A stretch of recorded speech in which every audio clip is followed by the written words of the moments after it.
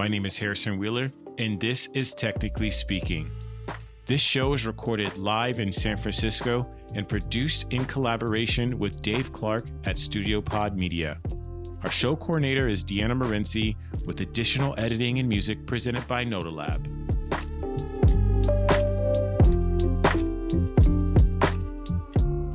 This episode of Technically Speaking is sponsored by Automatic, the people behind WordPress.com, Jetpack, WooCommerce, Tumblr, and more.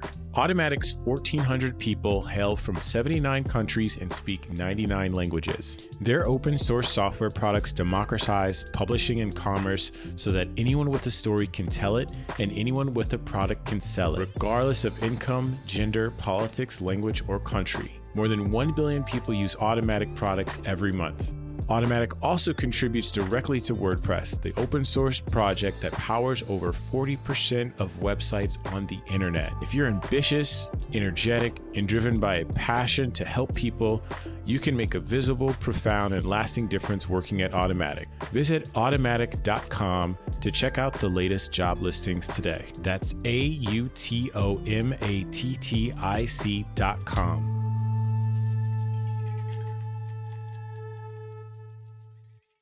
Hey, everybody. My name is Harrison Wheeler, and welcome to the next episode of Technically Speaking. My guest today is David Dylan Thomas, speaker, filmmaker, and author of Design for Cognitive Bias. Thanks for coming on the show, Dave. My pleasure. Thanks for having me. Yeah, if you could just give us like a brief pitch, tell us a little bit about who Dave is. Sure. So I am a guy who is a cheerleader for inclusive design. I do that through my book, Design for Cognitive Bias, which talks all about different biases and how design and content interacts with those, and how as designers, or really anybody who makes anything, we can do a better job with that. I'm also a filmmaker. I've been making movies ever since I was in high school, all kinds of movies, documentaries, action films, comedies. I'm all over the place with that. Wanting to get back to that soon, now that the book kind of gives me some breathing room. And I love movies too. So big movie watching guy, big into social justice, like you name it. But these days, I go around getting people excited about and giving them tools for inclusive design. That's like literally my job now. I have a business I just started in March called David Dylan Thomas LLC. So really easy to remember the name. And yeah, I give workshops, speaking gigs, all that stuff. So I'd love for you to maybe kind of take us through how you got into design. I don't know if filmmaking influenced that, but I would love to sort of understand like what that evolution of yours has looked like over time. Sure, yeah. And I think the filmmaking does matter. So I've been making movies since high school, and that's just part of the storytelling vibe with me, right? I think that's where the content part of my content strategy comes from.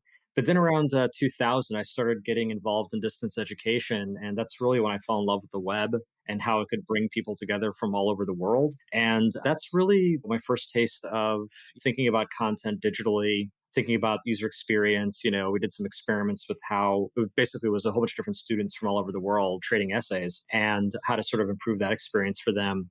And it wasn't really until I moved to Philadelphia. That was back in Baltimore. I moved to Philadelphia in 2004. My wife got a job at Children's Hospital of Philadelphia. So we moved up here. And that's when I started getting into a bunch of different jobs that didn't have the name content strategist, but were basically doing content strategy. So I was working at a trade publication company that had like these 4 or 5 print magazines, and I was in charge of the websites for all those magazines. So it was a lot of decisions about which articles are going to be in print, which ones aren't, which ones are, how much from the magazine is going to end up on the web, how do we use forums, how do we use video. So really, in the deep end of how to really think deeply and strategically about digital content, and again, still learning about UX at that time. So a few jobs like those, and then eventually I get a job at EPAM, which is a digital design firm, and that's the first time I actually had the words content strategist on my business card, and I was working with UX, visual design, web developers, really in the element.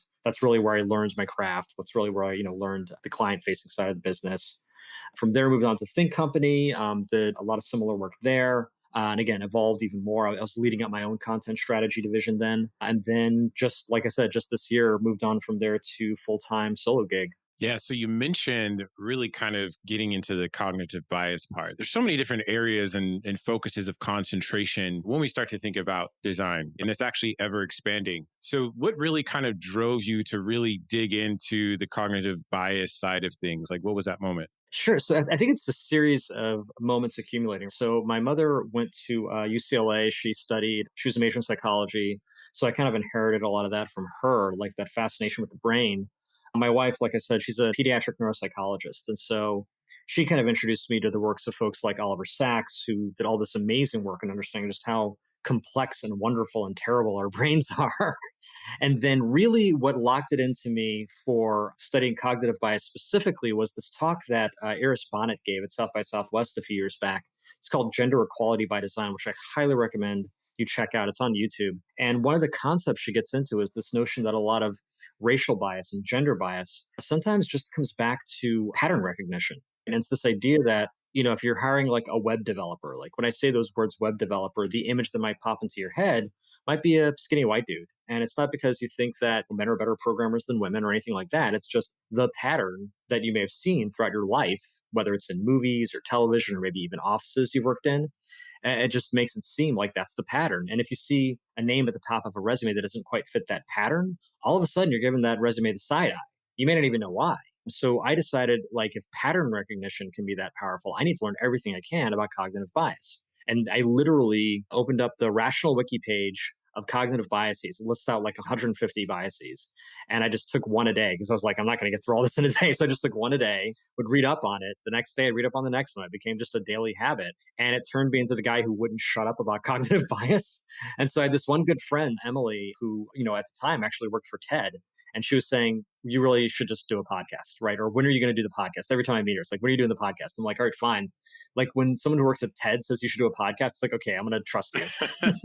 It's funny too, because now she actually works in the podcast world. So she knew what she was talking about. But anyway, so yeah, I started doing the podcast. And that's really, if you want to understand something deeply, do a podcast about it. Because when you have to explain it to other people, it forces you to really understand it as best you can. So yeah, that was that journey. Right. So that's a great segue into the next question because I want to level set here with the listeners. What is Dave's interpretation of cognitive bias? Like, what is like a kind of high level summary? So yeah, a cognitive bias is just a fancy scientific word for when a shortcut your brain makes leads you to error. So we have to make something like a trillion decisions every single day. Like even right now, I'm deciding what to do with my hands, how fast to talk, where to look. And if I think carefully about every single one of those decisions, I am never going to get anything done. So it's a good thing that most of our lives are on autopilot. Something like 95% of decisions are made below the threshold of conscious thought. Like you don't even realize you've made them. Sometimes, though, that autopilot gets it wrong, and those errors are called cognitive biases. So there's one called illusion of control, where if you are playing a game where you have to roll a die, you need a really high number, you tend to roll the die really hard. But if you need a lower number, you tend to roll it gently. And everybody knows that it doesn't matter how hard you roll the die, right? But in situations where we don't have control, we like to feel like we have control. So we embody that by how we roll the die. So that's an error. Like it's a shortcut. It's a mental shortcut to do it that way. And it happens to be wrong. And so we call it a cognitive bias. So by definition, most bias is fairly negative, right? I feel like when you think of the word of a shortcut, that may not necessarily be a bad thing because it gets you there quicker. Yeah. And sometimes where it gets you isn't where you want to go. Or where it gets you is hurtful to someone else. Like those are the ones we have to worry about. So confirmation bias is another shortcut your mind takes, but it can lead to all sorts of harm. I mean, I think a lot about the Capitol riots, insurrection on 1/6, and that was a lot of people who were convinced that Trump won the election. And I guarantee you they are not going to change their minds for a very long time. Decades from now, there will be people who are still convinced Trump won the election. And that is a bias that is still leading to lots of harm. So yeah, it's to me, I don't worry about so much whether it's an error. What my work ends up focusing on is, okay, when are these errors causing actual harm and how do we avoid that? Right. So it's really kind of the outward effect of what that does. Like, if you don't mind like sharing, like how has that personally like shown up for you and some of your experiences? Oh, yeah, I have a lot of. So I think one bias I personally suffer from a lot is called zero risk bias. And it's a bias where basically There's an experiment where I say, okay, you're going to participate in an experiment, and there's a 50% chance you're going to get a mild electric shock. But if you pay me $10, I'll reduce that to a 1% chance. But if you pay me $100, I'll reduce it even further to like 0.1%. And people will pay the $100 because we are that obsessed with like having one less thing to think about. We want zero risk. And so, where this can become harmful is, say, in the 50s, you had this drive to get all carcinogens out of food, but to the point where like there had to be 0% chance that any food had any carcinogen in it. And companies did this, but the problem was in changing the chemicals in their food to get you to 0% carcinogens, they increased the risk of heart disease. So the foods actually became more dangerous in an effort to get to zero risk. And I find that I get that way when I think about cancel culture, for example. Even before the most recent bout accusations against Joss Whedon, like months or years before that, really, there was some other stuff going on with him, like cheating on his wife and all this other stuff that didn't make him look like the world's best feminist. And my reaction was to be like, okay, I have to either defend him, which means I'm sort of defending an anti-feminist, or I have to literally burn every single Joss Whedon, or like my Firefly DVDs. I must burn them. I must destroy them. I must disavow them completely. Right? Again, zero. It had to be either 100% in favor of him or totally zero risk of ever being affiliated with him. Like I couldn't wrap my head around liking problematic work or having a complex relationship with pop culture that I found engaging. And my wife is totally like she's a huge Joss Whedon fan, and she is also a huge feminist, and she is able to do the mental math to be like, okay, we can talk about this, and this can be problematic, and this can be enjoyable all at the same time. Whereas I'm like, oh no, we have to be on one side or the other. And so that's my default, is to go that completely fractured way, but that binary thinking will kill you. It's not helpful. It's not helping feminists for me to be that binary. But that one I find, like, personally, is one I struggle with a lot. So, kind of like that gray area piece, is that a way of kind of mitigating? Like, how do we better approach these different types of bias? Is it opening up the conversation? Like, are there certain frameworks, methodologies? Just would love to know a little bit more about that. Because I think you could probably say the same thing too around January 6th. You have some folks that think the country is totally heading to the shitter. And then on the other side, it's totally different. But there's no really kind of middle ground conversation. Or maybe the middle is further one way than the other. But I think I kind of had a question that I communicated to you maybe beforehand, is like, what happens if we go in one direction versus another? Do we not want to do that? I think what we want to do, because it is easier than you think to be extremist in an unhealthy way, no matter what your affiliation. I personally gravitate towards the liberal side of the equation. And if I had to over index in one way or another, I feel like the least harmful way is a more liberal direction. But what I think is actually more helpful is to frame it in terms of values, right? And this is something I get from therapy. It's funny, I went into therapy, I was diagnosed with depression 2019. And so in 2019 is when I started going on antidepressant medication and I started getting therapy. And it's funny because it ended up being preparation for 2020. Because if I had to face 2020 without antidepressants and without therapy, I think it would have been a very different story. So it was sort of like it was good timing in a weird way. But one of the things that you learn in therapy for the things I was dealing with in therapy was I had spent a lot of my life outsourcing my self value and letting other people's opinions drive my opinion of, am I a good person? And I was desperate to answer that question. Am I a good person? And quick to condemn myself if there was ever any evidence otherwise. Oh, I must be a terrible person. That framework wasn't helpful. And in therapy, we started to work on this framework that was more about saying, look, let's throw out good person, bad person. Let's just talk about what are your values. And once we understand what your values are, let's now frame things in terms of proximity to those values. That decision you made, is it closer to your values? Is it further away? The kinds of behavior you're exhibiting today, is that closer to where your values than you were yesterday, or is it further away? That conversation is much healthier because it gives us a frame of reference that maybe we can agree with someone else on. It's like maybe two or three of us have the same value. We can frame the conversation in terms of, well, we all agree this is good. Are we getting closer or further away? And the argument becomes more, how do we get closer or further? And are we closer or further? Not you're a racist, you're an anti-racist, you're evil, you're good. Like those conversations tend to shut us down. Even if they're valid, in fact, you are a racist, right? That even if they are dealing with describing actual behavior, what they aren't doing is getting us closer to our values. So I think rather than worry about are we going in a direction that we have categorized as liberal or we have categorized as conservative, we talk about are we getting closer to this value? If we believe that it is important for people to be safe, we can talk about that. And we can argue day and night about whether guns make us safer or not, or the way we enforce the law makes us safer or not, or who it makes safer or not safer, right? But if we're starting from a place of, well, just level set again, we're all talking about whether how we get safer. We think everyone should be safer. Great. Let's make sure that's what we're focused on.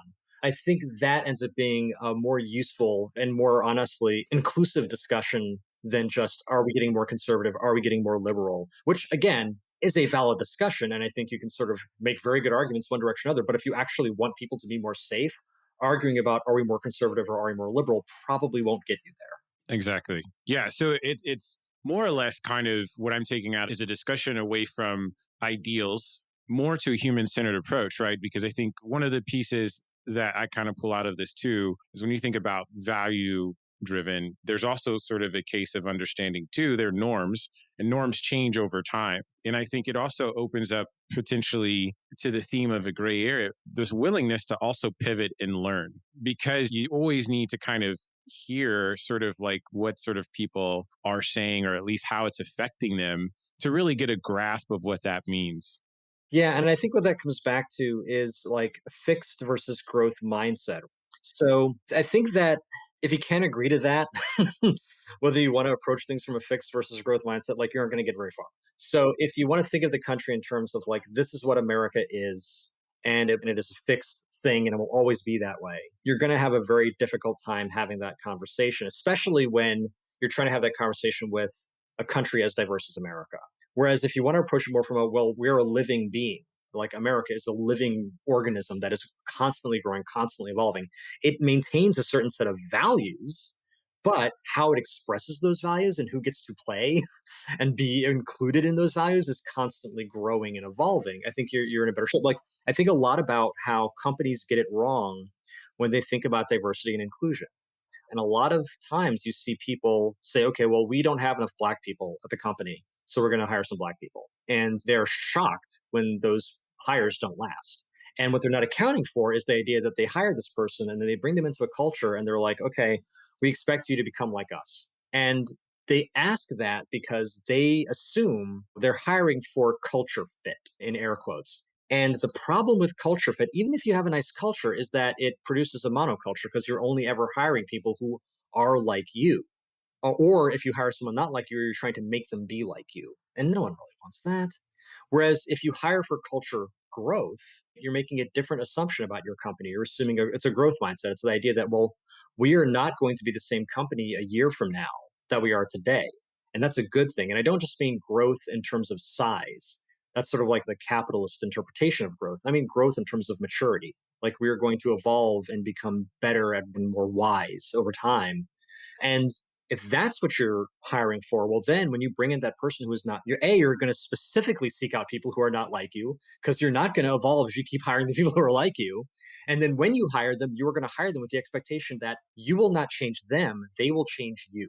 And that gives them the freedom to be themselves in a way that's going to be interdependent with the company and not get swallowed up by the company. I mean, I always think of the Avengers. It's sort of like if I have Iron Man, I don't want to then hire another Iron Man. I want Scarlet Witch or I want Black Panther. I want some other power set. I don't just want 12 Iron Men. That's not the Avengers. That's just an Iron Army. I want it to grow and change over time. So I feel like that's a mindset that I think is more profitable, both like spiritually and financially, right? Like it's better for society if we think in terms of growth, which gives us that flexibility about thinking versus this rigid kind of like, well, this is, a white Christian country and it will always be that way. That's not, I don't think that's going to work out. Yeah. And I'd say to that too, it also is an expectation that these institutions need to have that willingness to change and pivot as well. Right. Yeah. I mean, and it's the assumption. I still remember in high school, they talk about the loose and like, I forget, it's loose and rigid or something like that, but the different interpretations of the Constitution, for example. And it's sort of a version of that. I mean, even the Constitution, it's kind of fascinating because the Constitution is very difficult to change and very rigid in a lot of ways. But it is designed to be amended. It is designed that it is possible to change it. We literally 180'd it with alcohol. There was a point at which it was in the damn Constitution, you cannot drink. And then we 180 with a whole nother amendment. So we can it is a remarkably flexible constitution. And that's to say nothing of what happens during Reconstruction with the Constitution that really fundamentally altered how we think about democracy in this country and spent the rest of up until now trying to undo it, but that's another conversation. But yeah, I think that my interpretation of the Constitution, for example, is that it was designed to accommodate a growth mindset rather than just sort of be, okay, this is etched in stone because we can predict the future perfectly and nothing will ever change that will require us to rethink it. Yeah, I think this may have been the first conversation where I've seen or heard the Constitution being framed in a growth mindset. So it's super fascinating, like you said.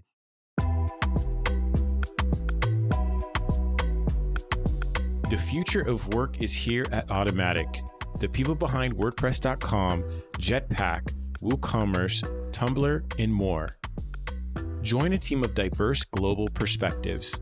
Create the work environment and schedule that empowers you to perform at your very best.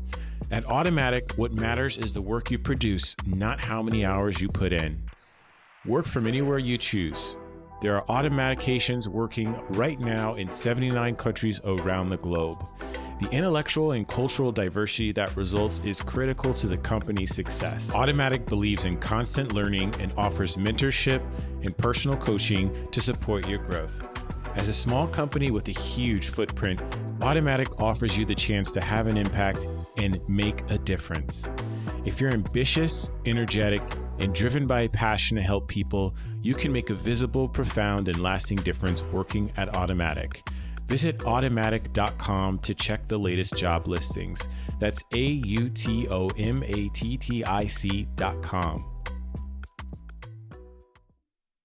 So we've gone very in depth of what can go wrong. I'm going to ask you two questions. Is there a world where we don't have bias? No. I mean, that would be a world where you struggled to make even the simplest decision. Even AIs aren't sophisticated enough to work without shortcuts and algorithms. That's all an algorithm is. It's a shortcut for a computer, a repeatable process, a heuristic. I mean, we have kind of a limited resource when it comes to making decisions carefully. There's something called decision fatigue, where the harder a decision is to make, or the more decisions to make, each decision takes energy, actual physical energy. People actually get tired after they've made a lot of decisions.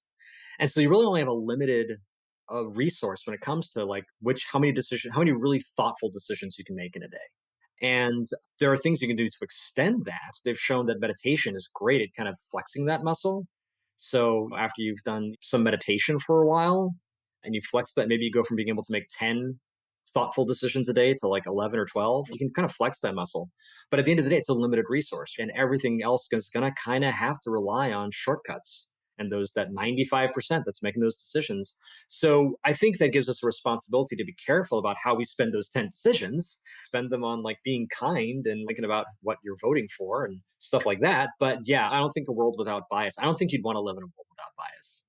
I don't even know what that would even mean necessarily. It would probably mean someone else is making the decisions for you, right? Kind of. I mean, that's, yeah. I think the closest I can, this is going to be a weird analogy, but season 5 of Fringe is all about this sort of invader future race that comes in and they literally think they have basically computer brains, but it's very cold and analytical. I think a world without bias is what we think AI is like, even though it's totally not what AI is like. We think AI is oh, they're the perfectly rational Spock character. We think Vulcans. I think that's what we think of a world without bias, but that's just not a thing. So what does success look like? Is it just having a thoughtful process and approach and being inclusive? Yeah, I think it's interdependence. I think it's saying, look, I cannot see everything. I have shortcuts and I'm working on the shortcuts. I'm not excused from that. But while I work on those shortcuts or improving some of those harmful shortcuts, I need you because you have different shortcuts and you're going to see things I can't see and I'm going to see things you can't see. So it's the blind man and the elephant. You can tell the part that's the feet, I can tell the part that's the trunk. You, this other guy can tell the part, we can put a picture together from the pieces that we have, from the biases that we have. And if we put them together in the right way, we can see the bigger picture. We each have a piece of the puzzle, but if we don't get together and communicate and work together, we're not going to ever see the bigger picture, or we're going to see the wrong picture. We're going to look at our piece of the puzzle and think it's the whole puzzle. That's usually what we do. But there's an opportunity there to come together and be like, okay, here's how we can actually see the bigger picture.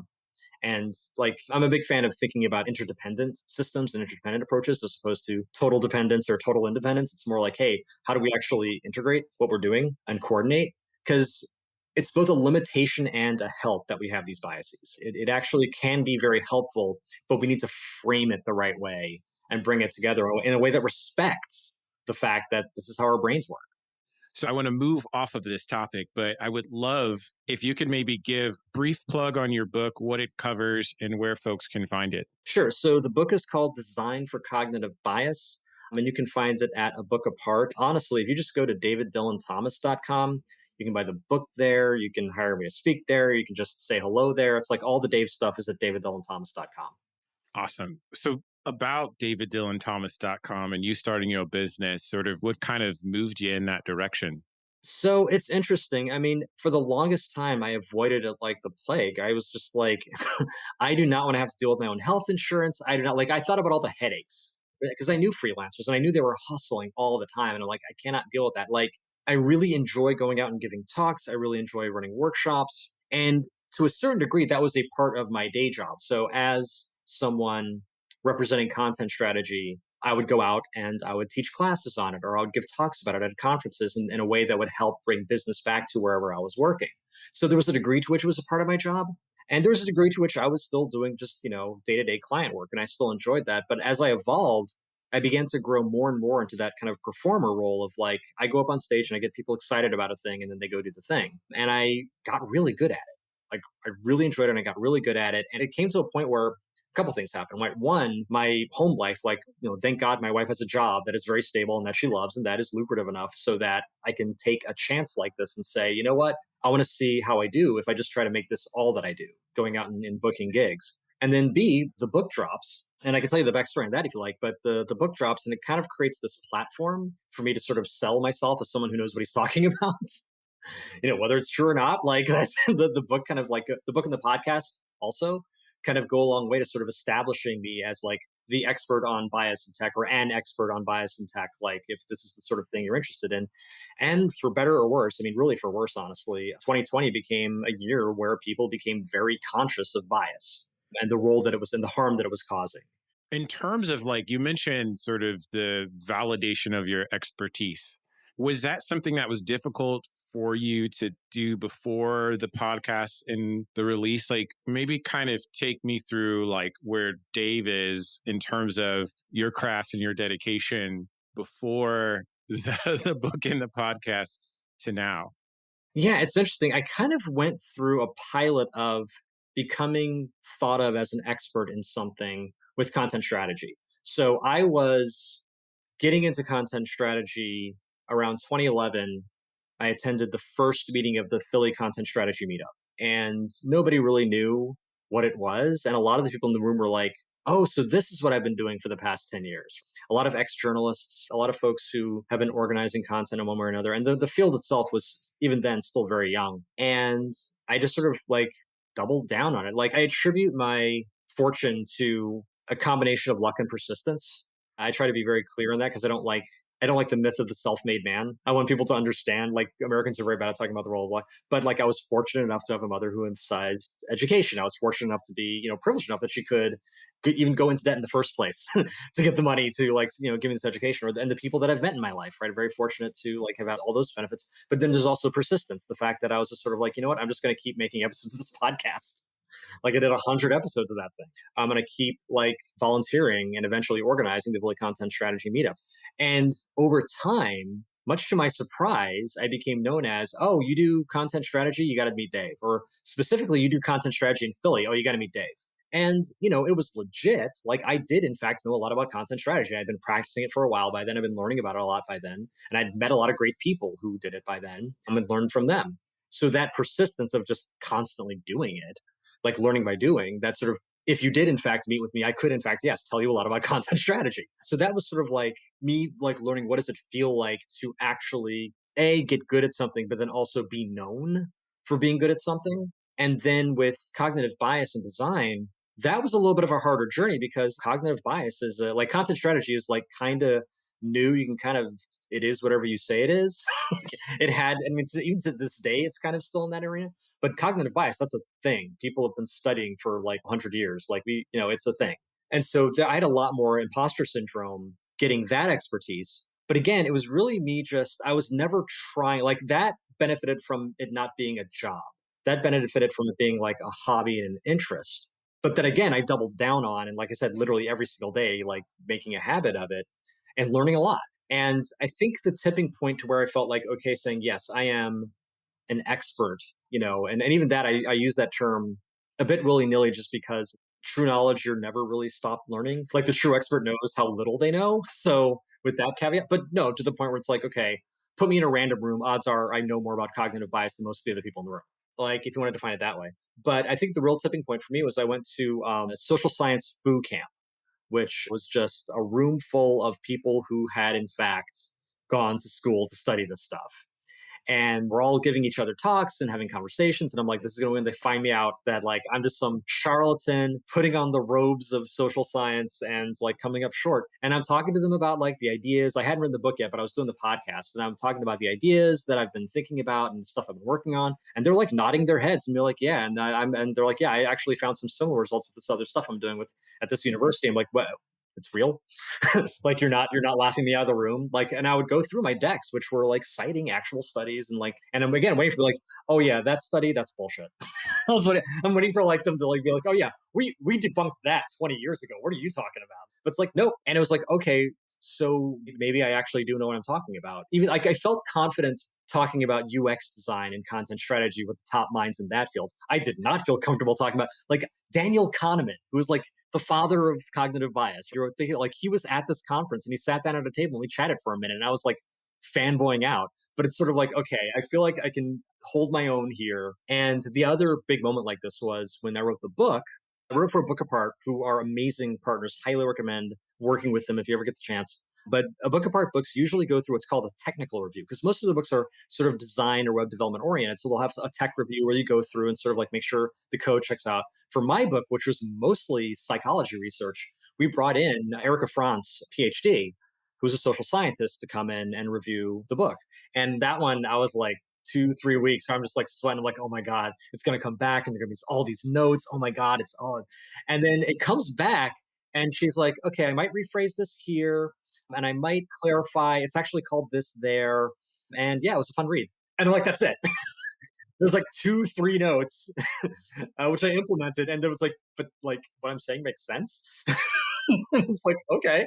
So, but yeah, but I think especially when you're entering someone else's playground, there's definitely like a hill of like, okay. And I think everyone's going to have their own level of until this person says it's true.